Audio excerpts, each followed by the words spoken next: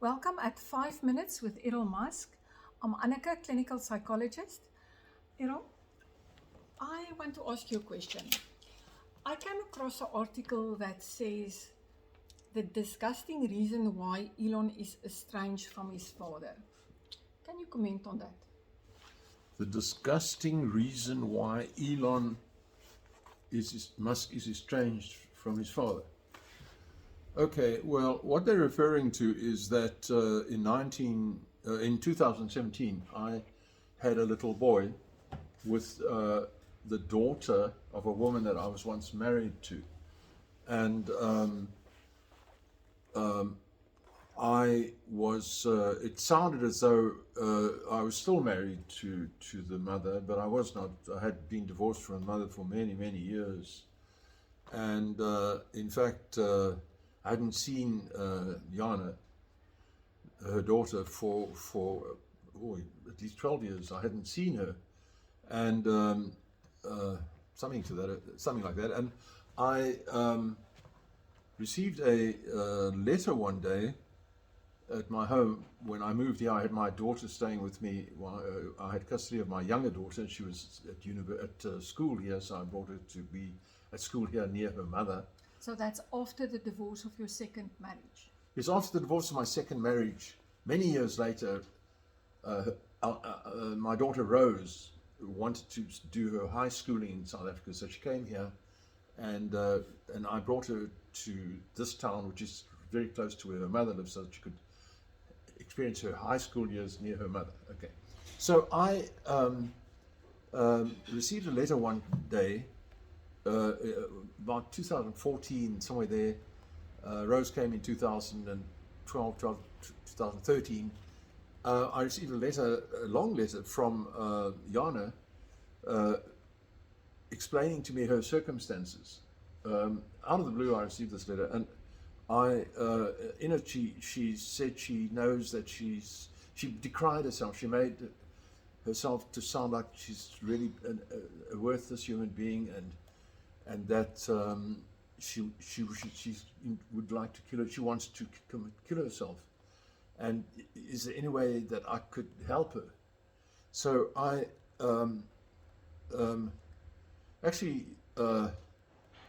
saw her the next day, and because I needed to go through the town that she was at to get something from another town. In fact, it was on my rounds, you might say.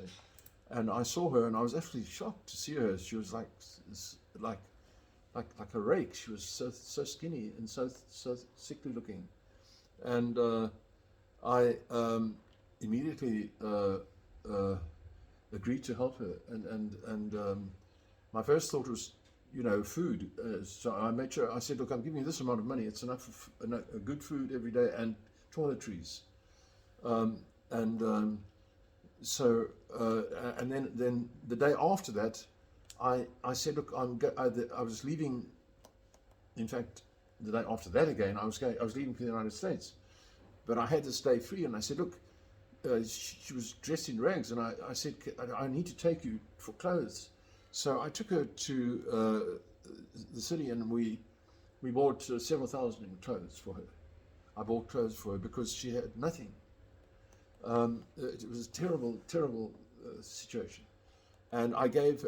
As I was leaving, I went to the United States. I was going to the United States. And I left her with a couple of thousand so that she could have a decent Christmas. I wasn't going to be away more than about 2.5 to 3 weeks, and it was at around about Christmas time. And I came back, and in fact, the money I gave her started to increase because I realized, well, this was making a difference, and So I didn't really have a lot of extra money at the time, but I made sure that she got enough money to live properly.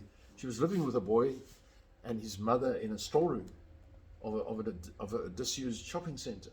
I never actually saw the place. I never went there, and this went on for quite a while. And I had a number of extra vehicles. So I had an extra vehicle, let's say. And I gave that. I said, use this vehicle. And so she was able to have a vehicle, and this proceeded quite well. And as I say, as time went by, uh, uh, things improved with me. I had a heart operation in 2015, at the end of 2015, followed which my son said they want to provide me with some cash, so that gave me a little extra cash. So I was able to use that for Jana as well, and put her into an apartment of her own instead of a storeroom. And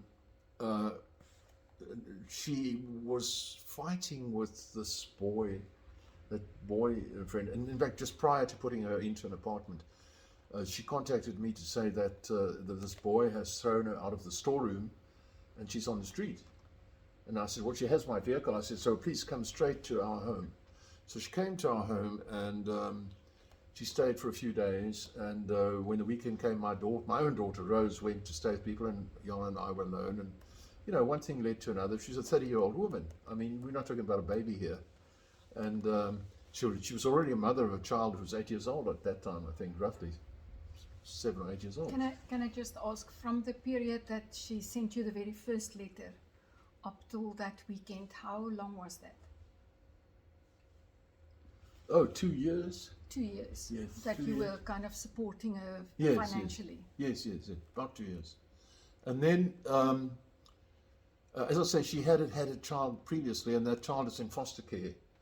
You know, so I, you know, one thing led to another. Weekend she stayed with me, and she came a couple of months later to tell me that she was pregnant. So I said, well, you know, I thought, well, can't be me.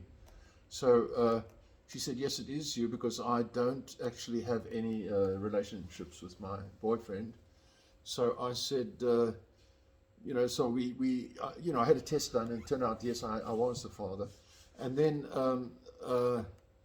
I said, well, what do you want to do? And I mean, you know, to my mind, it's a woman's decision. And she said, I want the child. So, of course, I really wanted the child. I mean, the last thing I want to do is not have the child. But anyway, that's just me. So she wanted the child, and I was very pleased to hear that. And so she had the child. And the child is, and shortly around that time, I put her into her own apartment as well. So she actually was now in a much better situation. And I actually got her a better car and everything. So she was now really quite independent in a way. And she took the boyfriend with her to this apartment, the one that had thrown her out.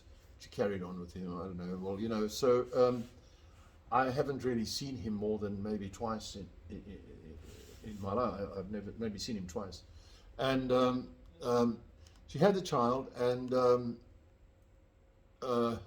it's been absolutely wonderful having this child. I mean, I told everybody I had nothing to hide, and I made it known that this is my child, and she made it known, and she was not ashamed, and I am certainly not ashamed. To be ashamed of a child, you have to be mental. And so today we have a lovely boy. He's probably, well, of course I'm the father, you know, the most beautiful boy I've ever seen. And he's clever, he's athletic, he comes into a room, the whole room lights up. He's absolutely impossible not to notice him. And so I can only say thanks to God for having this child, and I do what I can now, of course, still for Jana. She has her own home, own car, she has medical aid, she has good income, she's provided with good funds, she has a proper life, medical aid, as I said, I think I said that, and the children are going to a private school. I mean, she's had another child since, but they will be going to a private school that we will pay for. And to all intents and purposes, I think this is far better than her having killed herself, or having to have gone to live on the street and die of starvation. So, in my opinion, Jana made a very sensible decision at the time. and I commend her for it. She's a very strong girl, very strong woman, and very, very smart. And under different circumstances, she would have been a professional woman of some kind. But as it happens, she's turned out to be a wonderful mother. In fact, I've never seen a mother as concerned as she is about the children, and I cannot think of a single thing that I could say that is not nice in this matter.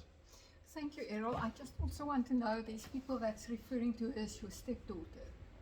Well, you know, stepdaughter at one time she was, I suppose, but that's about 3 stepdaughters back. So she's had like 3 stepfathers since me. So, you know, I was once way back a stepfather, I suppose you could say. But certainly at the age of 30, I had not been a stepfather for many, many years. And when she was 30 years of age, I mean, she was a grown woman. She was no longer a child. She was a grown woman, and she had our son. And How old is she now? she's now, well, let's see, Rushi, she's going to be 35 shortly. Okay. Yes. Thank you, Errol Musk, on this difficult question to help us to understand his perspective.